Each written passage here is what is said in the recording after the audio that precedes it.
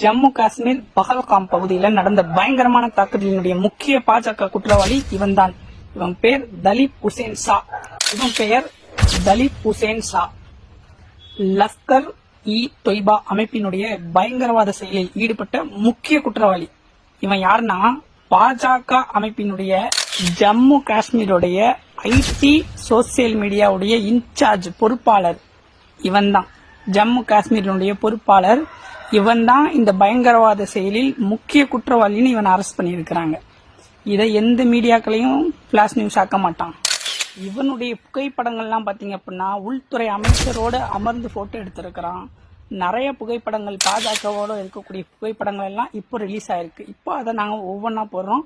நம்ம மக்கள் எல்லாம் என்ன பண்ணுங்க, இதை பெரிய அளவிற்கு ட்ரெண்ட் ஆக்குங்க. ஹைலைட் என்னன்னா, பாகிஸ்தானுடைய ஏவுதளம் இன்னைக்கு இந்தியாவில் முடக்கிட்டாங்க. ஒட்டு மொத்தமா இதோட இந்தியாவில் தீவிரவாதத்தை அடியோட அழித்து விட்டார்கள். இதற்கு மேல் என்ன வேண்டும்? அவங்க வேலையை. எங்க அண்ணா அண்ணாமலை சங்கிகளுக்கு சங்கூதிட்டார்.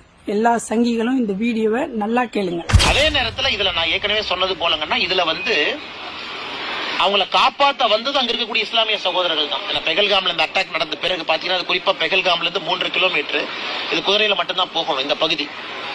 அந்த பகுதியில முதல் கட்ட சிகிச்சை உடனடியா வந்தது அங்க இருக்கக்கூடிய இஸ்லாமிய சொந்தங்கள் தான் வந்தாங்க. கேட்டீங்களா? பிரச்சனை முடிஞ்சா